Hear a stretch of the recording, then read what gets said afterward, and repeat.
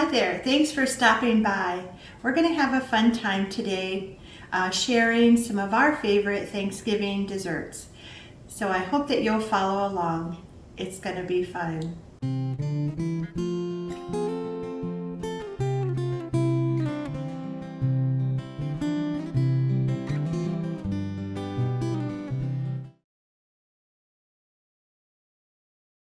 The first thing that we're going to make is pecan pie.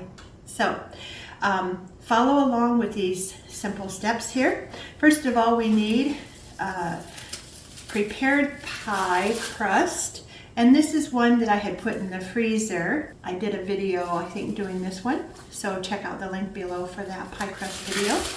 And I'm going to fill it while it's still very cold or even partially frozen. And that's one way to ensure that your pie crust will stay golden brown, and also that it hopefully won't get soggy on the bottom.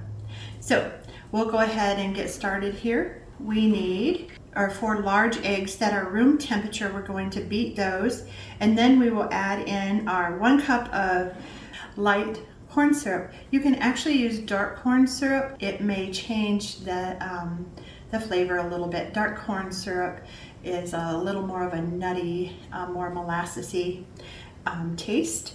And then we need 1 cup of brown sugar and 1.5 cups of pecans. You can crush them if you like. I like to just leave them whole. There are some pieces in there that are small, but for the most part they're whole. And then we need 1/4 cup of melted butter, 1/2 teaspoon of salt, 1 tablespoon of cornstarch, and that helps as a thickener, and 1 teaspoon of vanilla. So we'll go ahead and get started here beating the eggs. You want to beat them until they're foamy. So now I'm going to add in the cornstarch, stir that together.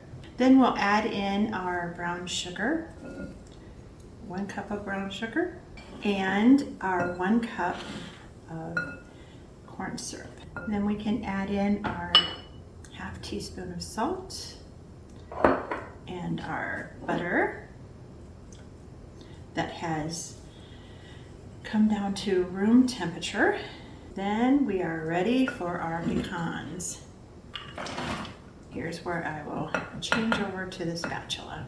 Okay, you just want to make sure that the pecan mixture is incorporated well, and then we'll just pour it right into our crust here.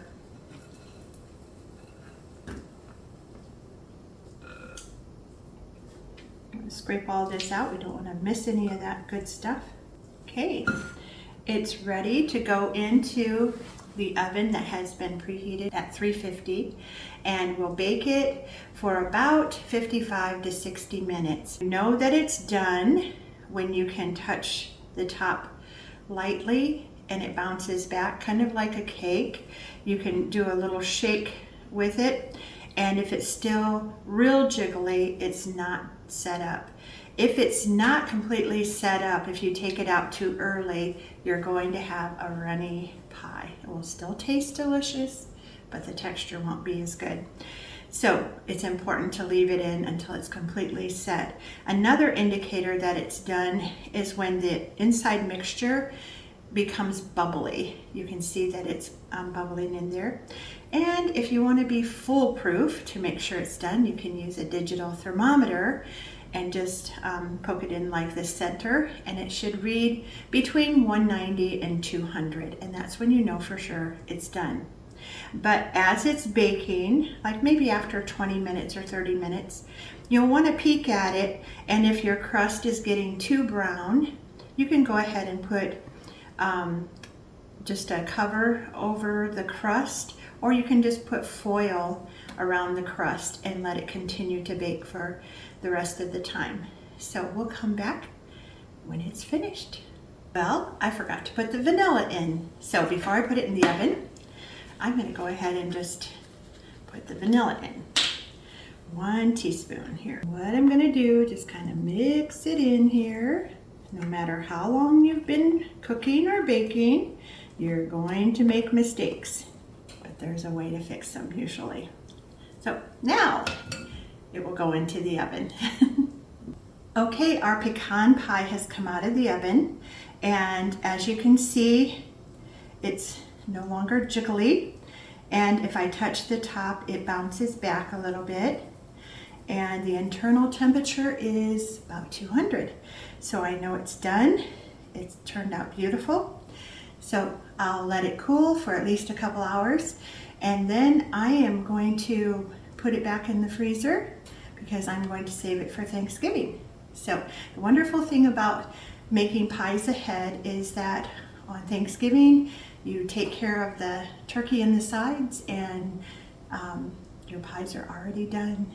So make ahead pies, great idea. Another one of our favorite pies is pumpkin, traditional pumpkin. And I think I could make 3 pumpkin pies, and they would all be gone by the time our family left. They enjoy pumpkin pie. So I will just share with you the simplest recipe and the best tasting pumpkin pie. So we start with 2 eggs that are beaten. We have 3/4 cup of sugar. We have 15 ounces of pumpkin. It can be fresh pumpkin or pumpkin puree from the store. Do not get pumpkin pie filling. Get the pumpkin puree, the pure pumpkin.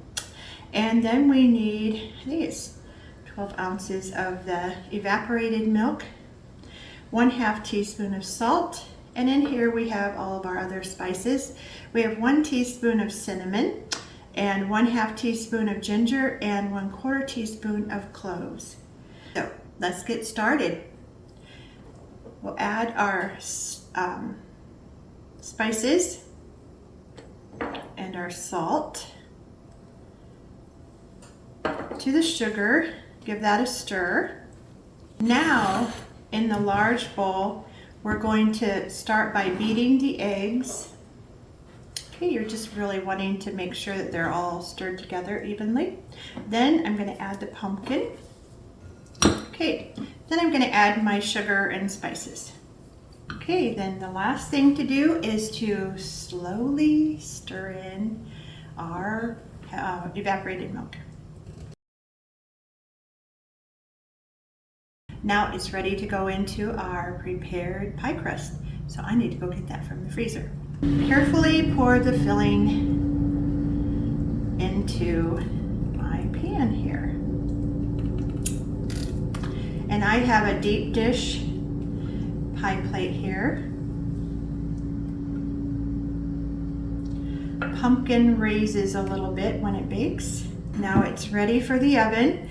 I'm gonna put it in a preheated oven at 425 for about 15 minutes, and then I'm going to drop the temperature to 350 and continue baking for about 40 minutes.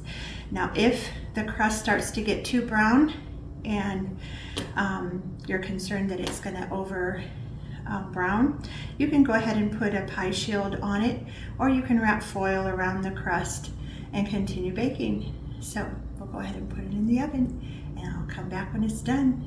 Okay, the pumpkin pie is done, and it's no longer real jiggly, it's just a tad jiggly. You could check it by inserting a knife down the center, but I don't want to do that. It's a beautiful looking pie. So I will let this cool, and then I'm going to wrap it up and put it in the freezer, save it for Thanksgiving. If you were wanting to use it right away after it's cool, you can serve it or put leftovers in the refrigerator, and it will keep for several days. I was talking to you about a pie shield. This is what it looks like. This is what I got from Pampered Chef, but you can get them a lot of other places. And see how it just kind of fits nicely over the top of the edge of the crust there to keep it from getting too brown. Okay, next we're going to be making a Dutch apple pie. The Dutch apple pie always makes me think of my dad. It was one of his favorite. He didn't give out many compliments, but occasionally I would get, yeah, you can make that again. That's pretty good. So I knew that was quite a compliment coming from him. So What we will need for the Dutch apple pie is a prepared crust, about 8 medium-sized apples, and I will peel and slice those, and then 2/3 cup of brown sugar, 1/4 cup of flour, and 1 teaspoon of cinnamon, and that is for the pie part. And for the crust part, we'll need 2/3 cup of brown sugar again. And then we need, let's see, it's 1 cup of flour and 1/2 cup of softened butter, or 1 stick of softened butter. So we'll go ahead and get started. I'm going to peel these apples. Okay, I've sliced up all the apples. The first thing that we'll do is preheat our oven to 375. And then we will add our dry ingredients together here. We'll add our 1/4 cup of flour to 2/3 cup of brown sugar, and our 1 teaspoon of cinnamon. I'll just mix that a little bit here. Then I'm going to pour it over the apples, and the best way to mix it up is with my hands. Just wanting to make sure that all the apples are coated. Okay, I always line a cookie sheet and put it under the apple pie because apple pies are notorious for spilling out over the pie crust. So just preparing myself so I don't have to clean my oven. All right, then I'll pour that into the crust. This is going to be really high, but as the apples cook, they will shrink down, kind of tucking them into empty spaces here. All right, now I will set that aside and make the crumble top. So into the 2/3 cup of brown sugar, I'm going to put in the butter. You're not having to mix it real fine because you want it to be crumbly. You're just kind of breaking up the butter so it's not such large hunks. All right, now I'm going to add the flour, and there again, just kind of breaking it up so it's not such large chunks there. See that? Now I'm going to just sprinkle it over the top.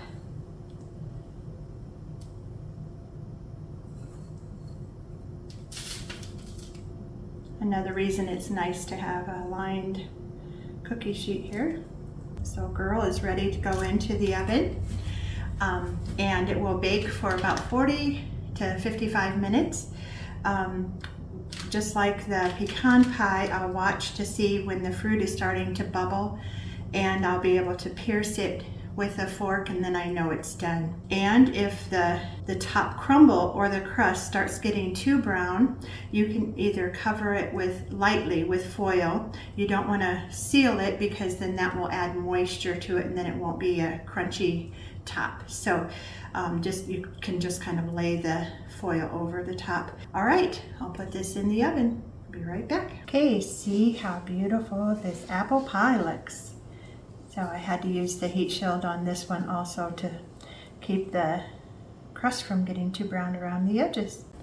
3 delicious pies ready for Thanksgiving. I made them ahead. I'm going to wrap them all up and freeze them so they're all ready for our Thanksgiving dinner. So that will be a real blessing on that day to not have to do anything but reheat these.